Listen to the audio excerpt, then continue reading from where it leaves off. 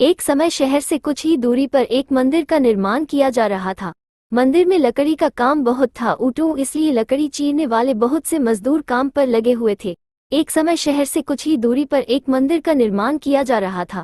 मंदिर में लकड़ी का काम बहुत था, इसलिए लकड़ी चीरने वाले बहुत से मजदूर काम पर लगे हुए थे। यहाँ वहाँ लकड़ी के लट्टे पड़े हुए थे और लट्टे व शहतीर चीरने का काम चल रहा था।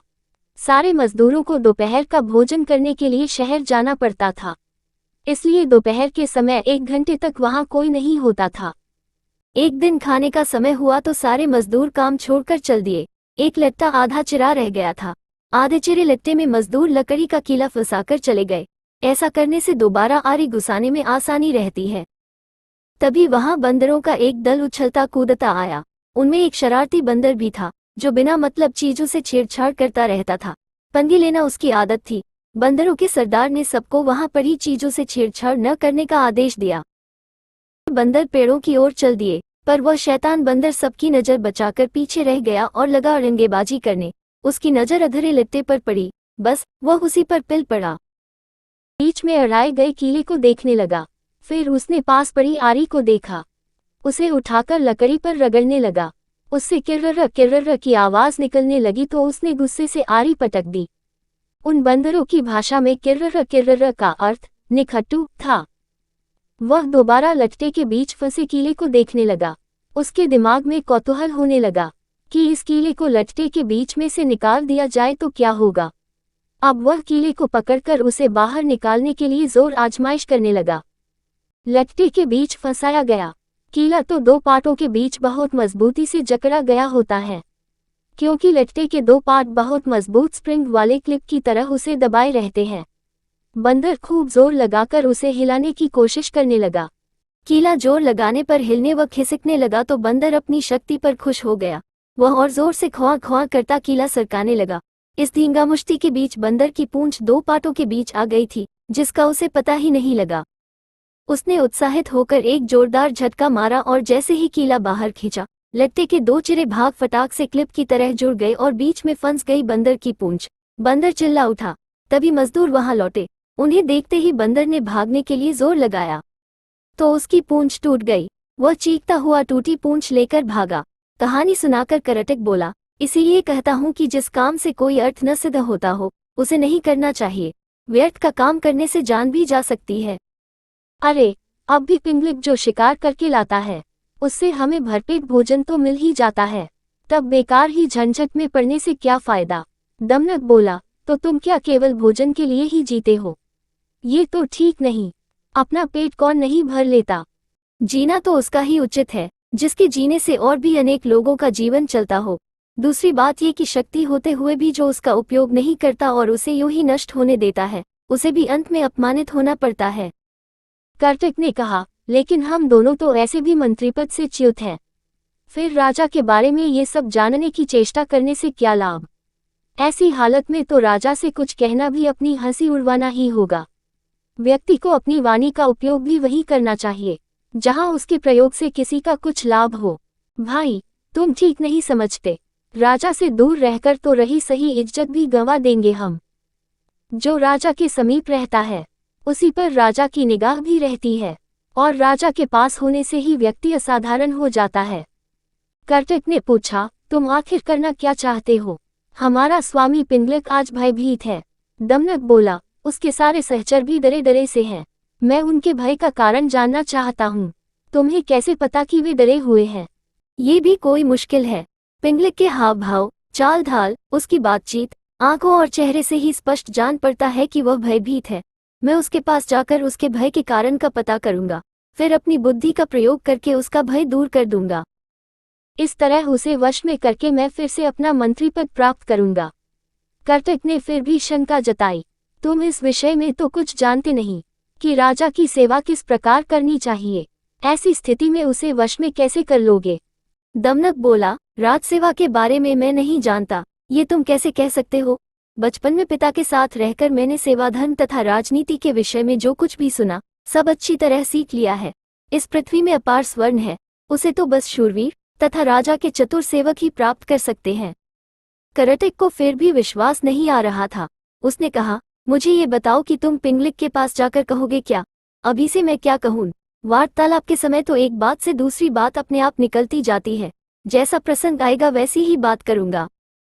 उचित अनुचित और समय का विचार करके ही जो कहना होगा कहूंगा। पिता की गोद में ही मैंने यह नीति वचन सुना है कि अप्रासंगिक बात कहने वाले को अपमान सहना ही पड़ता है, चाहे वह देवताओं के गुरु बृहस्पति ही क्यों न हो। कार्तिक ने कहा, तो फिर ये भी याद रखना कि शेर बाघ आदि हिंस्र जंतुओं तथा सर्प जैसे कुटिल जंतुओं से संपन्न पर्वत जिस प्रकार दुर्गन और विषम होते हैं, उसी प्रकार राजा भी क्रूर तथा दुष्ट व्यक्तियों की संगति के कारण बड़े कठोर होते हैं, जल्दी प्रसन्न नहीं होते, और यदि कोई भूल से भी राजा की इच्छा के विरुद्ध कुछ कर दे तो सांप की तरह डसकर उसे नष्ट करते उन्हें देर नहीं लगती। दमनक बोला, आप ठीक कहते हैं। बुद्धिमान व्यक्ति को स्वामी की इच्छा के अनुकूल कार्य करके उसे प्रसन्न करना चाहिए। इसी मंत्र से उसे वश में किया जा सकता है। कार्तिक ने समझ लिया कि दमनक ने मन ही मन पिंगलिक से मिलने का दृढ़ निश्चय कर लिया है। वह बोला, ऐसा विचार है तो अवश्य जाओ, बस मेरी एक बात याद रखना कि राजा के पास पहुंचकर हर समय सावधान रहना। तुम्हारे साथ ही मेरा भविष्य भी जुड़ा है। तुम्हारा पथ मंगलमय हो। कार्तिक की अनुमति पाकर दमनक उसे प्रणाम करके पिंगलिक से मिलने के लिए चल पड़ा। हाथ सुरक्षा के लिए व्यूह के बीचों बीच बैठे पिंगलिक ने दूर से ही दमनक को अपनी ओर आते देख लिया। उसने व्यूह के द्वार पर नियुक्त प्रहरी से कहा, मेरे पूर्व महामंत्री का पुत्र दमनक आ रहा है, उसे निर्भय प्रवेश करने दो और उचित आसन पर बैठाने का प्रबंध करो। दमनक ने बेरोक टोक पिंगलिक के पास पहुंचकर उसे प्रणाम किया, साथ ही उसका संकेत पाकर वह निकट ही दूसरे मंडल में बैठ गया। सिंहराज पिंगलिक ने अपना भारी पंजा उठाकर स्नेह दिखाते हुए दमनक के कंधे पर रखा और आदर के साथ पूछा, कहो दमनक, कुशल से तो रहे? ? आज बहुत दिनों के बाद दिखाई पड़े, किधर से आ रहे हो? दमनक बोला, महाराज के चरणों में हमारा क्या प्रयोजन हो सकता है, किंतु समय के अनुसार राजाओं को भी उत्तम, मध्यम तथा अधम हर कोटि के व्यक्ति से काम पड़ सकता है। ऐसे भी हम लोग महाराज के सदा से ही सेवक रहते आए हैं।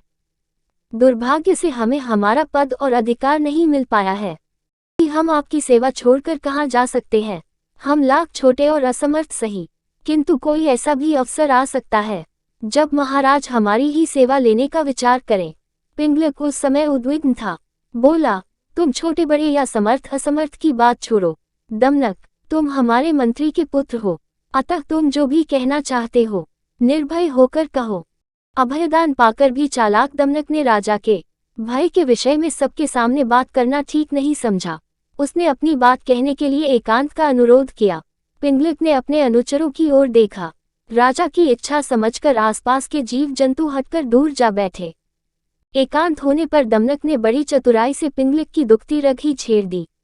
बोला, स्वामी, आप तो यमुना तट पर पानी पीने जा रहे थे, फिर सहसा प्यासे ही लौटकर इस मंडल के बीच इस तरह चिंता से व्यग्र होकर क्यों बैठे हैं?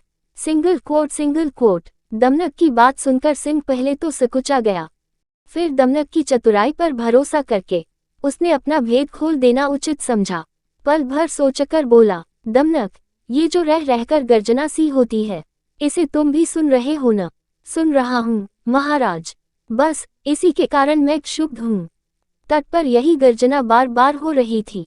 लगता है इस वन में कोई विकट जंतु आ गया है, जिसकी गर्जना ही इतनी भयंकर है। वह स्वयं कैसा होगा, इसी के कारण मैं तो ये जंगल छोड़कर कहीं और चले जाने का विचार कर रहा हूँ। दमनक ने कहा, लेकिन मात्र शब्द सुनकर भय के मारे अपना राज्य छोड़ना तो उचित नहीं है।